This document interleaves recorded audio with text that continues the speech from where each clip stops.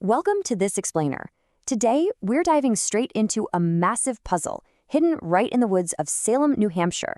It's an enigmatic 105-acre complex of stone chambers sitting on a bedrock summit, and it's absolutely baffled historians, archaeologists, and curious visitors for generations. We're talking about a labyrinth of megalithic structures and standing stones.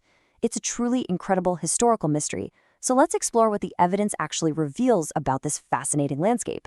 So let's get right to the core question. Who actually built America Stonehenge? Was this hilltop maze constructed by ancient seafarers who somehow crossed the Atlantic? Was it the work of indigenous ancestors creating a sacred ceremonial site? Or was it just the byproduct of a busy 19th century colonial farmer? The search for this answer reveals a story that's incredibly multi-layered, and it really goes to show how human imagination can sometimes totally outpace hard evidence. You know, what's truly fascinating is just how long this site has sparked our collective imagination. As historian Edgar Gilbert wrote way back in 1907, it's a wild but beautiful spot that invites the most weird and fantastic tales. Because the origins weren't immediately obvious to early European settlers, the site practically served as a blank canvas. People just naturally rushed in to project their own wild narratives onto the landscape for over a century. And honestly, when you look at these massive standing monoliths and dark subterranean stone chambers, it is incredibly easy to see why those wild theories took root in the first place. Originally dubbed Mystery Hill, this acre of tightly packed stone structures features precise astronomical alignments, narrow passageways, and incredibly heavy roof slabs. Without a clear written record left by the original builders, human curiosity just filled the void. That brings us to our suspects: the monks, the myths, and the misconceptions. Before we look at the actual hard science, we really need to peel back the folklore and examine the amateur theories surrounding these ruins. Because, wow, grand theories were eagerly layered over the site without much proof at all. Back in the 1930s, the owner, William Goodwin, claimed Irish Culdee monks built it, and he literally moved ancient stones around to fit his own theory. Later on, claims of ancient Phoenician inscriptions were completely debunked. They turned out to be just glacial scratches and plow marks. There's even a persistent yet totally false myth that cosmic horror author H.P. Lovecraft visited the ruins for inspiration. Oh, and for the record, there is no magical transatlantic ley line connecting the site to England's Stonehenge. Now, perhaps the most chilling myth involves this massive 4.5-ton grooved stone found on the property, which became known as the sacrificial table. Local legends spun wild tales of ancient high priests using it for human sacrifice, claiming the carved grooves were designed to channel blood. However, the historical reality provides a much more practical explanation. Agricultural historians have noted that the stone's design, its size, and that perimeter drainage groove perfectly match a colonial-era lye leaching stone used for soap making, or even a standard apple cider press bed stone. Unfortunately, these enduring myths aren't just harmless campfire stories. They recently fueled a modern conspiracy that resulted in some very real vandalism.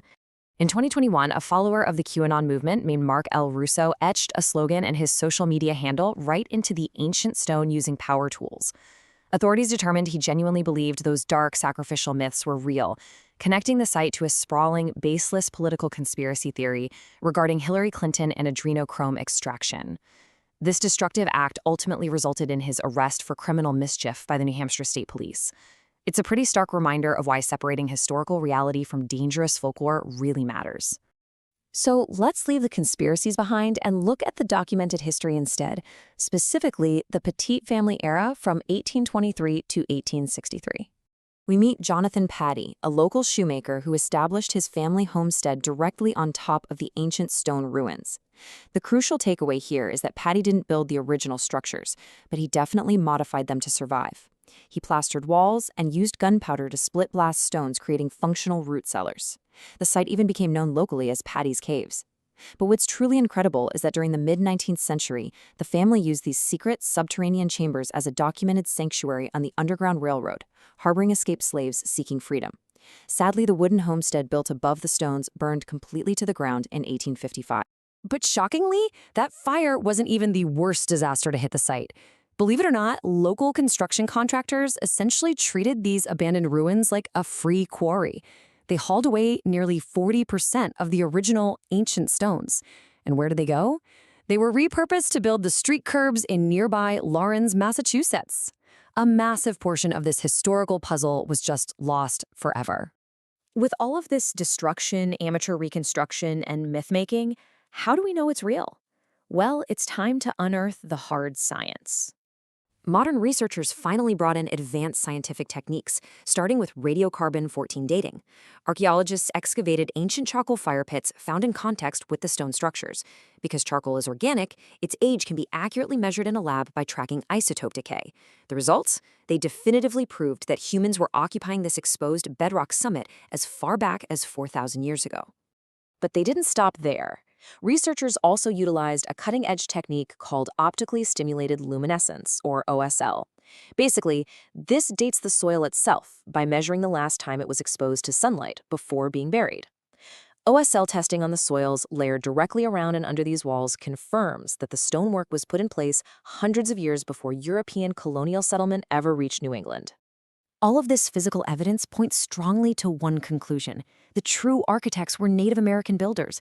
State-supervised excavations found hundreds of granite chips, proving the stones were shaped using indigenous percussion quarrying techniques with stone hammers, not European metal tools. Alongside a 2,000-year-old wigwam footprint and a 300-year-old wooden canoe, it's remarkably clear the local indigenous peoples created a highly sophisticated ceremonial landscape and astronomical calendar entirely independent of Europe.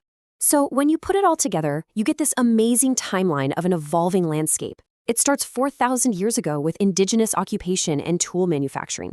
By the 1400s to 1500s, the megalithic construction was well underway. Then, the 1820s saw Jonathan Patty's domestic modifications and heroic underground railroad use. Finally, the 1930s brought William Goodwin's clumsy, myth-driven reconstructions. It's not just a single history, it's a multi-layered reality of human adaptation. And the site is still packed with unusual ancient engineering today. Take the Oracle Chamber speaking tube, for example. It is a hand-carved acoustic channel that exits directly beneath that famous grooved table we talked about earlier. A person hidden inside the subterranean chamber could speak into the tube, and their voice would magically project from beneath the stone slab above. It is an absolutely incredible piece of ceremonial architecture. The best part is that today, this entire 105-acre historic preserve is open daily for curious minds to explore. You can attend viewing events to watch the sun align with ancient monoliths during the solstices, or even go winter snowshoeing right across the ruins. There are VIP guided tours, and hey, if you do go, you can actually use the code ONLINE1 for a discount. Plus, in a really fun modern twist, you'll even be greeted by the property's resident alpaca herd. So, I'll leave you with this question. From 4,000-year-old indigenous ceremonies to 19th century freedom trails, destructive quarries, and modern-day conspiracy theories, if you visited Salem, New Hampshire today, which part of America's Stonehenge would you explore first? Thank you so much for joining us for this explainer, and remember to keep questioning the history around you.